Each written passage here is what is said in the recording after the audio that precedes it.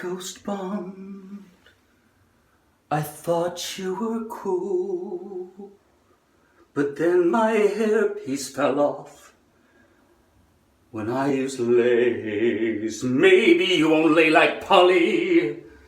Why did you let me down? Fuck, I've got my dad's 70th. I can't walk around with my hairpiece peeling off. This is the hairpiece I put in yesterday from Lord Hair. They sent me some Swiss lace. And the Ghost Bond XL didn't hold it. It was starting to peel back here, it was starting to peel up here. Now I've just quickly, because I know I've got to go out and I can't rely on that, I'm using this Max Hold Sport, which I've already put down, save you time, and some Walker Ultra Hold, which I know will work, but it's shiny. But it's not going to be a lot of daytime stuff that I'm doing, and it's not summer yet. This, plus Swiss lace, which is medium light density, you can see right through it, see? Because it's so realistic and really, really lightweight. Even when it's got water on it, it still feels kind of light. Without water, it's like, it'll probably blow away in the wind like a feather. With Ultra Hold, that's shiny and it melts 25 degrees Celsius. As far as I'm just approximating that, but it really does. And so what happens is you're wearing the hairpiece, the glue's melting, the thing's not slipping off your head or anything because it's so thick, but what happens is it's shining right through. It's very visible to everybody, and then you've got to wear a hat, and then you take the hat off and even the hat now has glue on it because the glue is melted through, fusing all the hairs. You got to throw that hairpiece out immediately into the hat. It's a waste of time. And even if you don't wear a hat and you're very careful with it, you might do that with your fingers along your hair, and now you've stuck the hairs into the glue because it's gone through the lace holes. It's disastrous with lace in summertime, but with poly could suffocate your head and cause you to die, maybe, I don't know. This stuff is realistic looking. Basically, when people talk about a graduated hairline, they're basically talking about medium light density graduating into something like medium density. So this is that graduation all the way through. That's the one benefit of medium light density. It's always going to look quite realistic, but then you can see glue through it. And so I thought this might not shine. But even though it might not shine, it doesn't stick. And I put 2 layers of this, as people have directed me to do. And with the poly, it worked fine. There was no, you saw in the previous video, I was trying to get it off and it was really holding very, very well.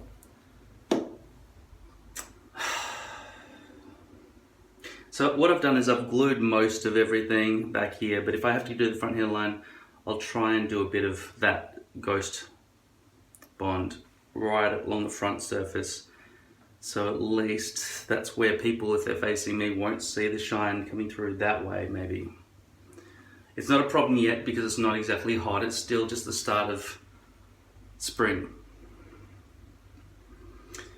One thing I might have to try to do with that Ghost Bond next time is just try to not use alcohol, which is kind of a necessity when you're applying this hairpiece. And disadvantage about poly as well is that you can't see through it. Just to aim for the perimeter, that's the perimeter, your back natural hair where you've shaved back to. That's the perimeter there. When you talk about the front hairline, that's still a perimeter, but it's called the hairline specifically. When I talk about a perimeter, I'm talking about where my natural hair is shaved back to.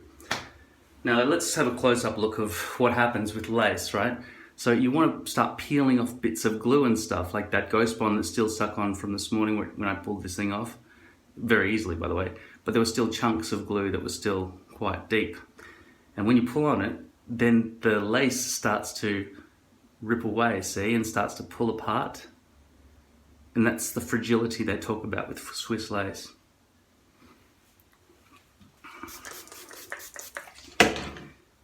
So when you really want to get something done, don't forget to take out any hairs that are protruding through the lace holes, something you would never have to worry about with poly because it can't stick through, right? You've got to take all these hairs out from the back, otherwise it's going to, when you're sliding it around, they will become a hindrance to the stick.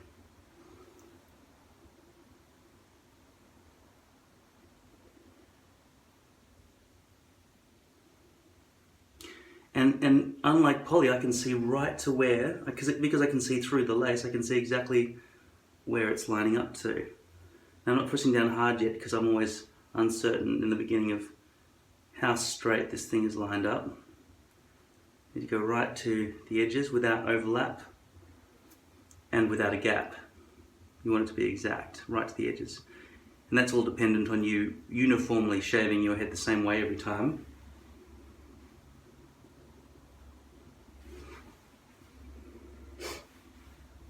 And also cutting out the hairpiece with the stencil correctly. So your stencil needs to be measured accurately, and your hairpiece, your shaving technique needs to be the same every time. So let's make sure this is back here. Also, one other thing about using Ghost Bond is that you're basically using your finger as the tool. I don't think you should do that.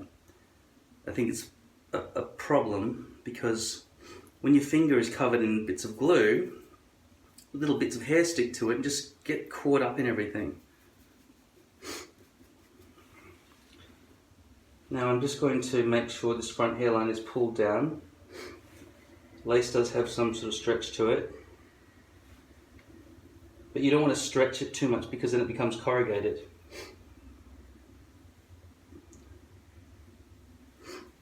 Once it's down lightly, of course, you just brush it. See how you can see right through medium light density? And you can also see how thin this is compared to my natural hair. Well, the fact is this is wet and this isn't wet, but still, I would say I've got medium density natural hair. And while medium light density might work very well as a graduation appearance on the very front hairline, when it gets back further in here, it still looks realistic. It's just I've gotten used to medium density, which Swiss lace is unable to provide because you can't tie that many hairs onto something this fragile, I guess. So I always leave this bit until last. This is the part where I'm intending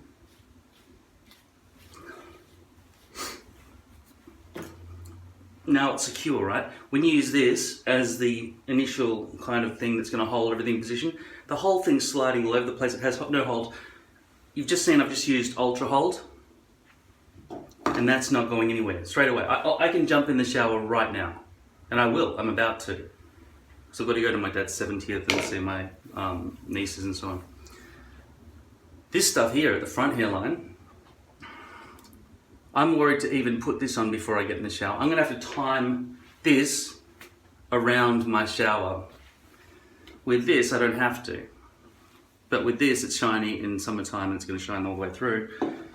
I'm not aware of how shiny this is. If it's shiny as well as being weak on lace, it could be my method, then it's useless.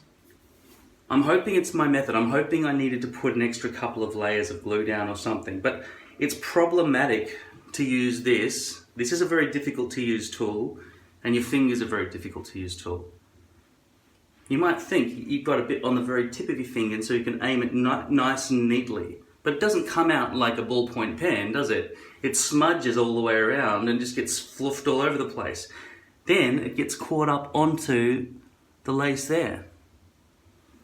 This I can aim more accurately, even though the brush is terrible. And you can see right now that the brush is touching the bottom of the base. That should be clear so I can see all the way through it. That's a major problem with this product as well. But if I unscrew the lid, watch where the brush goes. It's not even close to touching the bottom now. So any glue from there onwards, if you use up that much glue needs to be thrown away, or you need to try to find a different tool, because that brush is never going to hit that bottom glue. If you turn it sideways, by the time you do all that and mess around, it's already dried out. You've got to throw it out anyway. So basically, you get that much glue out of this size bottle. I've told you many times that the packaging from this company is atrocious. When these things arrived, this is from the same company, it spilled all over the bag. And yeah, there were some other products, like this dabulator, this dabber. It doesn't want to come out. This needs to be squeezed, but it doesn't want to be squeezed. The plastic's simply too hard. You've just got to get your hand on it. And one time I did that and it just broke up all over my face. Huge problems with the management in this company. Walker Tape. I'd fire most of my staff if I worked for that company. Or maybe I'd fire myself for letting it all happen.